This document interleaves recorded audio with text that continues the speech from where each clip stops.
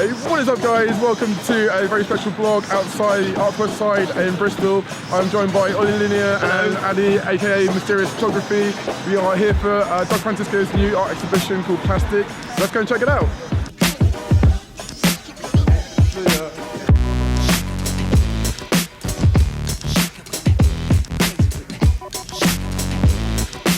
I recognise this and I don't know why, it's bugging me. Monster High. That's like, No, it used to be like... that's like Mum Roll or something, like Thundercats or something. Yeah, it used to be like a TV program or something. Yeah. Do you know what I like about it, Ollie? What's that? I like the way that he's got the throwback from like an ancient Egyptian civilization, but then he's putting our new civilization into it. So it's like a stretch from the old and new coming together, like we're all one. Yeah. So far. Yeah. What? Stop laughing at me. I think this is like the first time I've ever heard you say something relatively intelligent. How dare you? I can't believe it. No, the problem is he's actually caught me saying something intelligent. This is the first time on camera. I forgot where I was. Do like that, cut.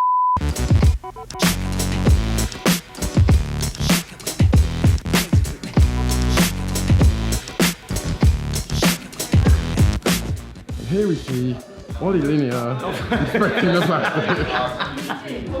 Caught me in deep contemplation. Yeah. Huh? Shoe over a face. Yeah. That is definitely a shoe.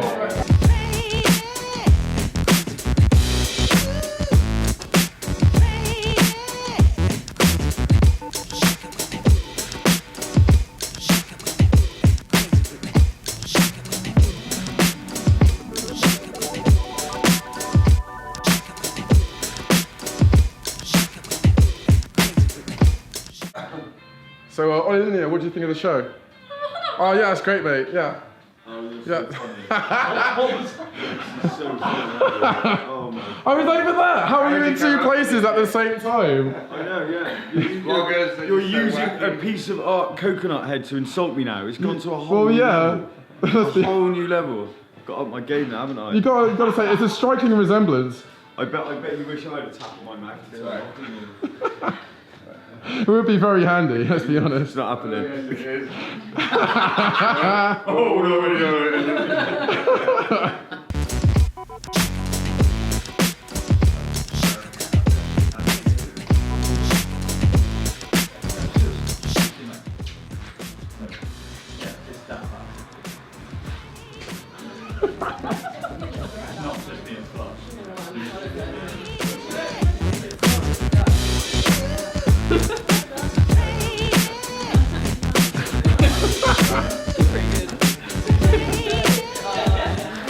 Hey, what's up guys? I am here with Doug Francisco, the artist from Plastik exhibition.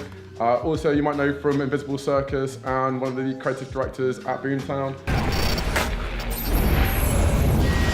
I have a question I would like to ask. Can you tell me who really was the man behind the mask? So tell the people what you've been up to. Well, I've been busy since then, Ollie. Yeah. This is a new project called Plastik Paradiso, which is a series of found objects, sort of sculptures, but this time from the beaches of Panama, where I was going over to do Tribal Gathering Festival. Yeah. And I sort of threw my glue gun in my suitcase just as I was leaving, because I was down at my studio to grab it to go to the train.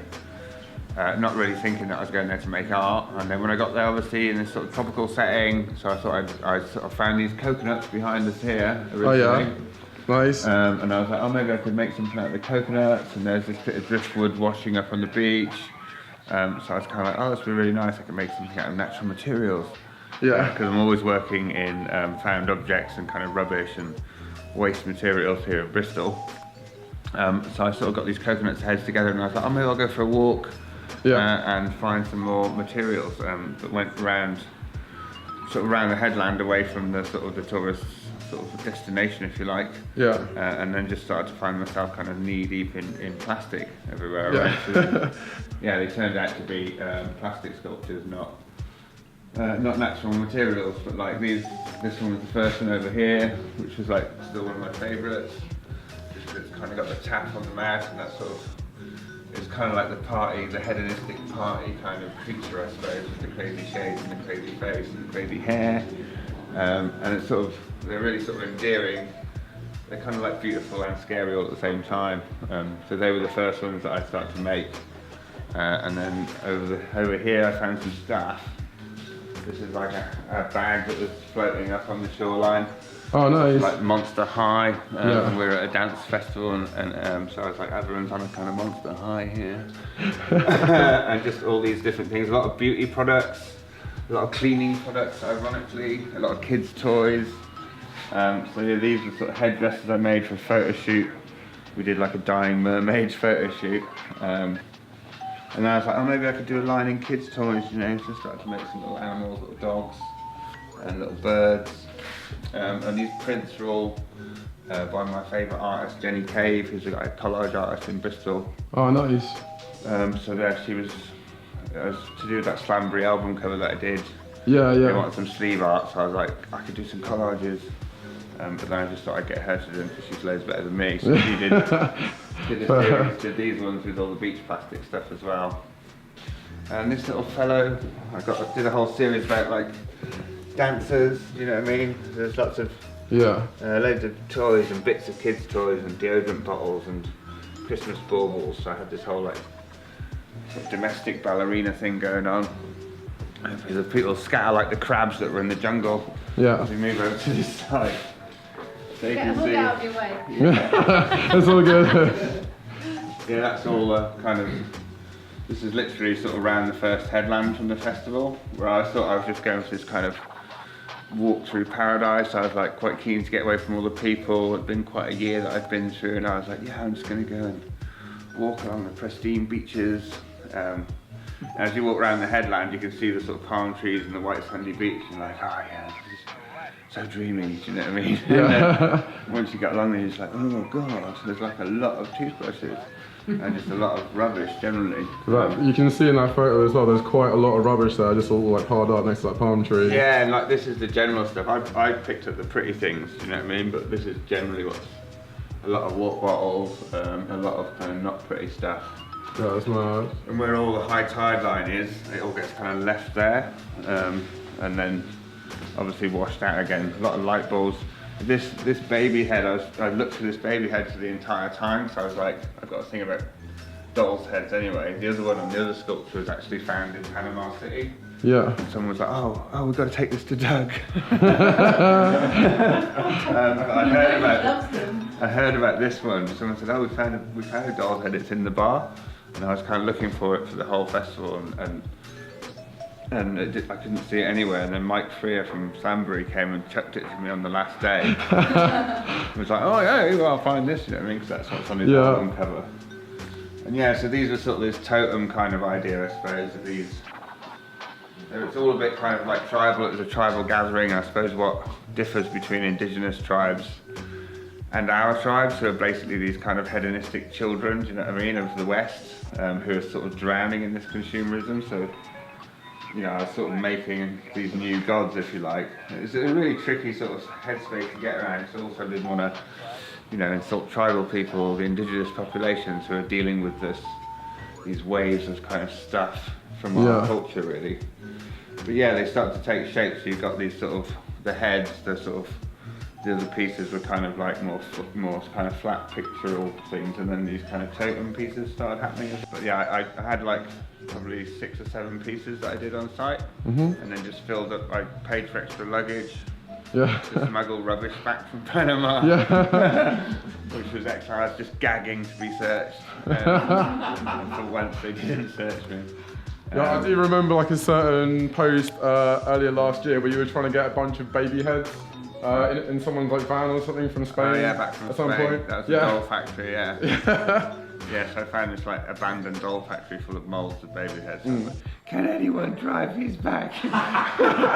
And they're just like big white plaster blocks. Yeah, it looked like the photos from it look so creepy. I'll try and find it to put on the screen right now. But yeah, they were really nightmare fuel, like absolutely. And the guy that brought them back got stopped at the border and they opened these boxes. No. These big white powdery blocks. He's like, what is this stuff?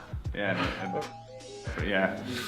So that there actually, this one's actually a cast of a face from that doll factory.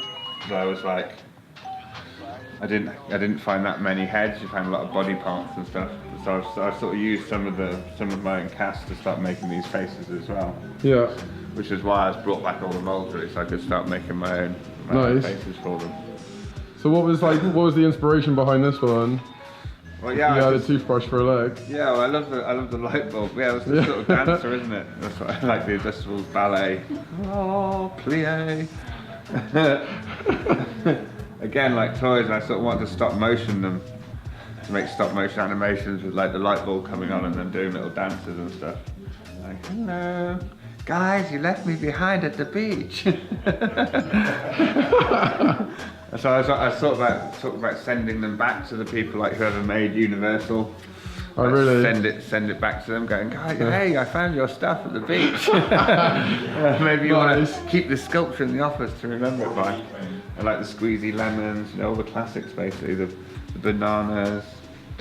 Yeah, I hadn't even noticed that was a lemon until you pointed that out, because it's so faded, it kind of just meshes with everything else that's in there. Good old Mr. McDonald's here. Yay! Oh yeah, that's a happy toy. Yeah, the happy toy. He looks so happy there with the doll head above him. So happy. Now it's just like all the stories of them as well. Like somewhere off the coast of Philadelphia, a child is weeping, waiting for his little doll to come back. Where did all this stuff go in the sea? And we made a one-stop flip-flop shop there as well. And I met some guy limping along the coast looking for a flip-flop because he'd lost his and was just looking for any random flip-flop. And I was like, you got to come to our place. We've got a one-stop flip-flop shop where he just had like solo flip-flops that had been found during the cleanup. Yeah, so this year I'm going over there like earlier to kind of before they clean the site to actually sort of make loads of sculptures out of all the stuff that is on the site as well. Yeah. And try and find sort of creative ways to put it in the heads of people that come to visit, which I suppose was what it was all about. I was like, all these people here, they're all coming to a gathering that's about music and celebration and cultural diversity and all that kind of stuff, and they come here to experience indigenous people's cultures, and they're all sort of good, good people if you like. But yeah, they're getting kind of a false impression of Paradise a little bit, and obviously, if you're going to come to a festival, you don't necessarily want to, arrive to see what, arrive to this, do you? Also, we're a really receptive audience. So totally, talking to them about it, they're kind of like, oh my God, is that really what's going on? So that's part of what we'll try and do this year, I think, is to make more stuff out of it and engage people with it, and maybe get them involved in making this stuff and that sort of cultural exchange with all the people who have to live with this stuff in these sort of locations. Absolutely, yeah. How did you come up with the ideas for these? Well, literally, because they'd, like I said, the local, the Westerners are all there sort of desperately trying not to machete their fingers off to open these coconuts. And all the locals are just like tack, and chop the little mouth holes in them. So these had been left in the forest. That was the way they wobbled. Yeah, so they were all lying around in the forest, and I was like, wow, they just look like heads, So I was going to just find other natural materials to make the faces, but then once I started wandering about, I found all the plastic. And they kind of got this sort of hedonistic sort of like syringes and forks and taps and just like, toys and hair clips and beauty products and light bulbs and stuff. And I was just like, this is just too good. So I made these 4 heads and that other one piece and stuck them to a wall in the festival, and that became a sort of focal point where people were kind of drawn to them, going, oh wow, what's these crazy things, aren't they lovely? And then be like, oh God. Oh God, the horror. Yeah, this is really terrible. But that kind of got the conversation started. So that was when I realised how powerful it was, because they're sort of, people are intrigued and they're sort of beautiful but really ugly too, and it totally drew people into them, so you could literally watch them getting drawn over and then kind of being like, oh wow, bum trips all around. But that started a conversation going about it basically, which can only be a healthy thing at this point. Absolutely. So I'd really like to animate them and get them sort of moving and talking to people and stuff like that, but that might be the next level. Yeah. Like if you manage to get some sort of like animatronics on the go or something as well, that would be pretty sweet. I know you had some... you can set the plastic back on the people. Yeah. The Transformers. Yeah, the Transformers as well, that was such a winner. So there's like a whole nother level of, well, you know, it's like the Nightmare toys in Toy Story. Yeah, I you do that with like animations and stuff. I'm and that'll sure be the good. Transformers would be big for the non-gender specific generation. Exactly. The ideal Christmas gift. Yeah. So a whole new wave of reactions of kids opening the toys for Christmas with those. Thank you so much for inviting us down today. Is there anything you've got coming up? Do you want to let the people know you've got going on? Well, generally I'm relaunching this whole project. This is a bit of a launch exhibition to try and create more work out of this, so I'm not quite sure what form it's going to take. I'm going to go back and make a film maybe at the festival this year and make some more pieces and create a book to start with, and then I want to sort of somehow find a way of selling these sculptures back to the companies that make the plastic. Yeah. Maybe like casting them in bronze or something really fancy like that. And like selling them to these people for 20 grand that we could donate to cleanup operations or something like that. But Nice. Raising money for us. yeah, embarrassing them into it by saying, hey, how do you find this? Look at this terrible negative story you created. Yeah. Why don't we turn it into something beautiful and hold them to ransom a little bit? Sounds good to me. Like DougFrancisco.com. There you go. You can keep up to date with all the kind of campaigns and all the things unfolding from this crazy work. Cool, and I'll put a link just below here right about now if you guys want to find out more information about Doug Francisco. And yeah, awesome. Thank you so much, man. All right, Cool. thanks, Ollie. All right, that's going to about do it for this week, you guys. Thank you all so much for watching. Remember, if you like what I do here, hit the like button, hit subscribe, tap your bell notification if you haven't already. And if you're on Facebook, make sure you tap notifications and see first. Make sure you don't miss any content as soon as it goes up. Thank you guys all so much for watching, and I will see you next time.